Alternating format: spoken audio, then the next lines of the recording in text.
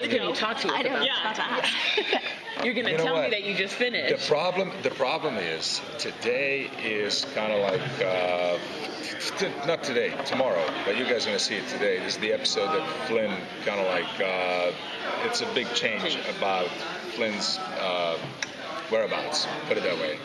I can't tell you more than that. Although it looks like he's going to be working more with the team than against the team this year. So, but today is that. After today, actually, I could talk more about it. But, you know, So you got a wrong schedule. but definitely not about season finale. I mean, no way. You know, people are dying. You know, it's like the world is exploding and all that stuff.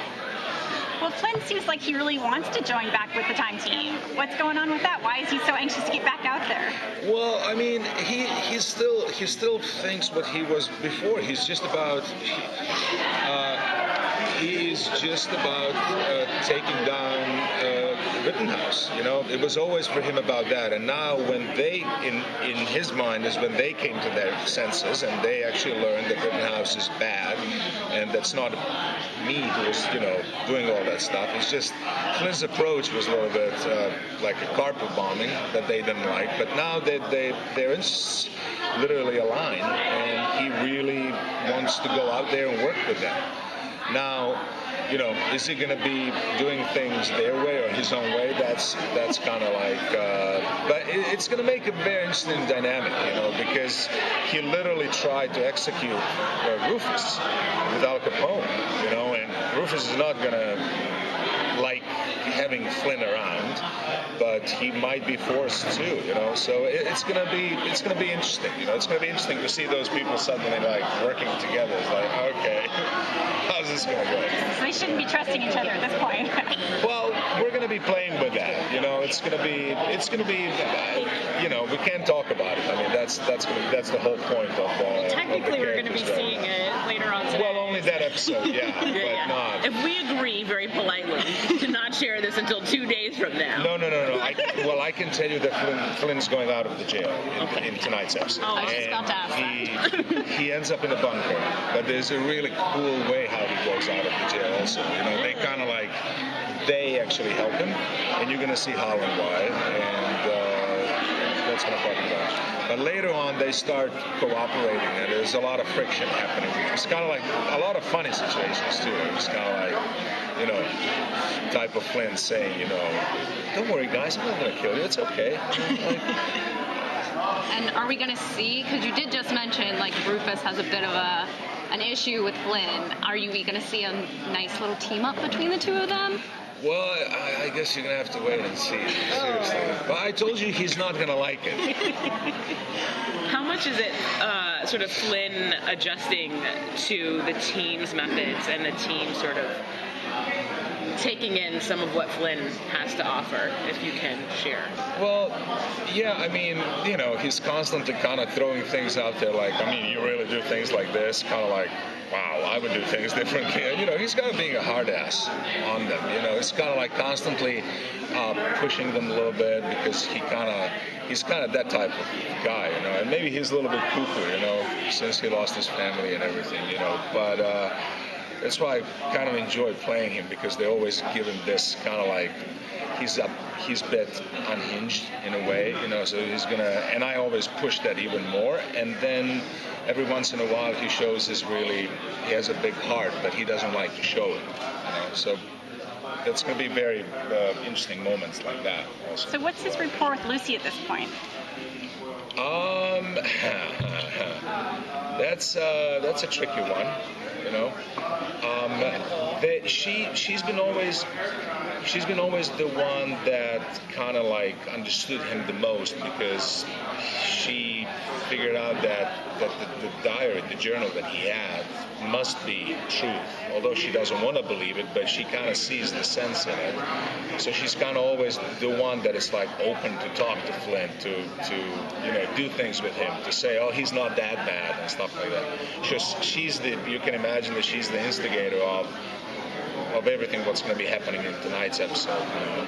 And at the same time she's kind of smooching Wyatt, you know, so it's an interesting dynamic. Are we going to see more of how Flynn was able to get Lucy's diary this year? We're going to find out how he got into the possession of the diary. Yeah, Okay. yeah, and it's really a ungrateful position now. I can't tell you much because it's half the show is like surprises that we bring. But we have a big twist, teaser, cliffhanger, you can call it, in the end that shows that the story continues and it's not over and brings a new dynamic into the show. Yeah, I can't go around it, sorry. Well, does Flynn have any inkling of how to deal with Nicholas? I mean, Nicholas is our big bad now this season. And no, Nicholas was actually a secret for Flynn also. What Flynn knew about are these sleeper agents, so he has an info that they don't have on sleeper agents, and he got, he can give them bits and pieces. He can't say exactly, he got a sleeper agent here, but he can say, well, give me the year, give me the town, give me the state, give me the country, and then it's like, okay, I know about that, this, and that, and that's just enough information for them to kind of figure out what's going on. So it's a very helpful intel, and nobody else can have it except him. So they're forced kind of to start seeing him in a different light. And he's handy with the gun. You always need kind of one of those guys on your side, hopefully on your side. We have the whole Salem episode, the witch hunts, that's going to be after the Easter, I believe. Yeah. That it's like, you've seen it out there. I've seen it in a while. I've seen the photos and stuff, so I can talk about it. They know that Flynn goes with them on the mission, obviously, but it's a big deal. They don't let him have a gun. And Flynn is like, I can kill you without a gun. I don't need a gun, And then they come there, they end up in trouble, and then everybody's like, why Flynn doesn't have a gun? Like, I told you so. So it's, exactly. So it's half an episode Flynn is looking for a gun. Oh, jeez. Yeah. we get to see him mourning his family still. Yeah, but in this season we kind of put that a little bit in the back seat because when we discussed it, it was really, we tried so hard to go back to past and to go back almost in the same event. If you remember Benedict Arnold's episode, Flynn goes there, that's the first time they team up, and they go after Rittenhouse. They even execute this guy, but because his son survives and Flynn thinks it's his mistake, that he let him go in that moment, and Lucy's mistake. Rittenhouse continues, and they go undercover, and then he goes back literally a couple of hours before they came there, so we don't break our rules, and he tries to attack that compound, and he's not successful. So we see basically that the only way he can bring his family back would be complete destruction of Rittenhouse in the past. So now in this season, basically his focus is okay, he doesn't have a time machine. His focus is I need to help these guys because now they want to do the same thing as I want to do. So I'm going to be patient, I'm going to work with them, and I'm going to see how things are going to develop. And things are developing kind of in his favor because he really sees that these guys are on Rittenhouse. But it's kind of like Hydra, you cut one head and it's like so many complex things, and they're all these sleeper agents seeded into the past, and it's a difficult thing to do. But he's on it, with them. Is he going to want to weigh in on the perhaps developing relationship between Lucy and Wyatt? That's part of the team. It is. It's actually, he's kind of like, he's there, he sees it, and, he's, let's not talk about it. Just on my character. Come on, I gave you so much. I gave you a lot. If Sean Ryan knows what I told you, he would kill me. He would execute me. It's a good thing you finished the season already. No.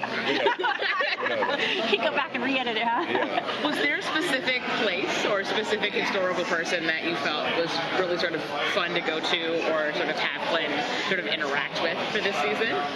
I mean, it's the last season's execution of Abe Lincoln still kind of rings the bell in my head. It was so, when I read that episode, I was like, you want me to do what?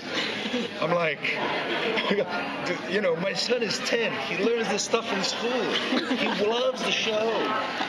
how am I going to explain to him that his dad actually killed Abraham Lincoln? I mean, bigger than that? No. We don't have anything bigger than that this season. Sorry. So, yeah. Can you kind of describe like how it was filming last season versus filming this season, where it was kind of a surprise you guys came back? So, what was the feeling on set compared to between the 2 years? Last year was Vancouver. This year was LA. So, kind of double-edged sword. You imagine, if you shoot in LA, you're gonna drive less. It's gonna be more convenient stuff like that. I live in Palos Verdes, so for me to drive to Paramount, I drove every day, probably triple distance than I was in Vancouver. So it's kind of like it was easier for me almost to shoot in Vancouver. But Vancouver had an advantage of we got snow, for example, in that episode with Jesse James, But then in LA, we have proper stages, proper sound stages. In Vancouver, we were filming on literally empty hangars, So if somebody drops the pin on the other side, you go, come on, guys, be quiet. So you work on a proper sound stage. People can actually even whisper on the other side, and you can't hear them. You can maintain the work and everything. So it was a trade-off. LA has amazing downtown locations that they look, you can cheat 19th century fairly easily. All these Art Deco buildings are insanely beautiful. And Vancouver has maybe 2 of those buildings. So on the other hand, you go out in the nature, California is California. It's kind of like Star Trek Next Generation. Every planet looks like California, So it's like, but we have really great production design teams, so they were really working hard to making it look differently. And but on the end of the day, what really matters is the script. If the script is good, then Vancouver, LA, New Mexico, it really doesn't matter. And scripts were really good this year. I feel the show is better this year, and it's kind of more, you can feel we're more in a groove, that things are kind of like the story, these characters kind of like, they're not floating, they're like solid, they're grounded. And guys did a really good job in giving everybody kind of like a storyline, which was very difficult to accomplish. Like Sakina has her storyline, Paterson has his storyline, Claudia has his storyline, which is like, you've got 7, 8 actors, and plus you have to have a strong guest star every time, which we had. And by the way, our guest stars are amazing. I mean, we really had real good casting. A lot of good surprises have come out. Awesome. Thank you so much. Thank you.